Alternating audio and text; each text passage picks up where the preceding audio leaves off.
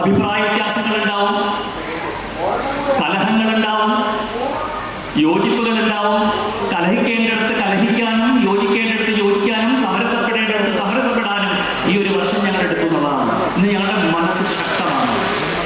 അതിനുശേഷം രണ്ടാമത്തെ വാർഷിക പൊതുയോഗത്തിൽ 2021 ഞങ്ങൾ ചിന്തിച്ചത് മഹാവിഷ്ണുവിനെ കുറിച്ചാണ്. മഹാവിഷ്ണുവിന്റെ 4 കൈകൾ 4 സന്ദേശങ്ങളാണെന്നാണ്. ഒന്നാമത്തെ സന്ദേശം സുദർശന ചക്രമാണ് ഇരിക്കുന്നത്, രണ്ടാമത്തേതിൽ ശംഖാണ് ഇരിക്കുന്നത്, മൂന്നാമത്തേതിൽ ഗദയാണ് ഇരിക്കുന്നത്, നാലാമത്തേതിൽ പുഷ്പമാണ് ഇരിക്കുന്നത്. 4 സങ്കല്പങ്ങളാണ്. ഒരു സ്ഥാപനത്തെ മുന്നോട്ട് കൊണ്ടുപോകാൻ വേണ്ട 4 സങ്കല്പങ്ങളാണ്. ഒന്ന് സുദർശനമാണ്, ക്ലിയർ വിഷൻ. നിങ്ങൾ ചെയ്യാൻ പോകുന്ന സംവിധാനത്തെക്കുറിച്ച്, പ്രവർത്തനത്തെക്കുറിച്ച് കൃത്യമായ ധാരണ നിങ്ങൾക്കുണ്ടാകണം. ക്ലിയർ വിഷൻ സുദർശന ചക്രത്തിൽ. രണ്ടാമത് ശംഖ് പിടിച്ചിട്ടുണ്ട്.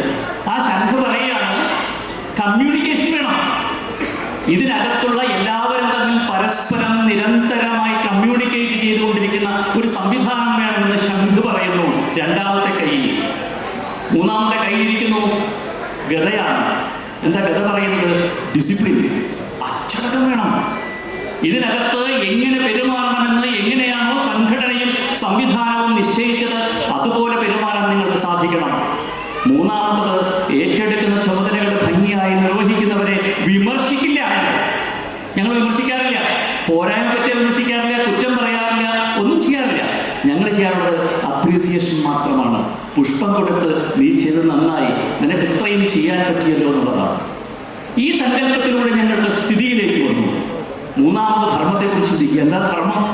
ഒരു കാറിനൊരു ധർമ്മമുണ്ട്. എന്താണ്? പോർച്ചിക്കെടുക്കലാണോ? അല്ല, ഓടണം, സഞ്ചരിക്കണം.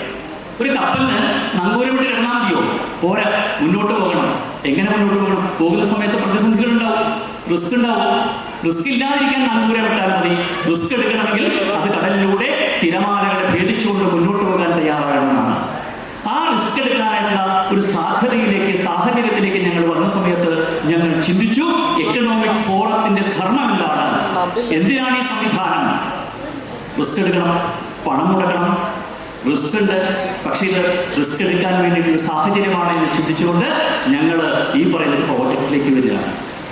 എന്താ ബിസിനസ് എന്ന് ചോദിച്ചു കഴിഞ്ഞാൽ, ബിസിനസ് എന്ന് പറയുന്നത് മഹാരഥന്മാരിരിക്കുന്ന സമയത്ത് പറയുകയാണ് സൊല്യൂഷനാണ് ബിസിനസ്. സൊല്യൂഷനാണ്. എന്തിന്റെ സൊല്യൂഷനാണ്? ഒരു പ്രശ്നത്തിന്റെ സൊല്യൂഷനാണ്.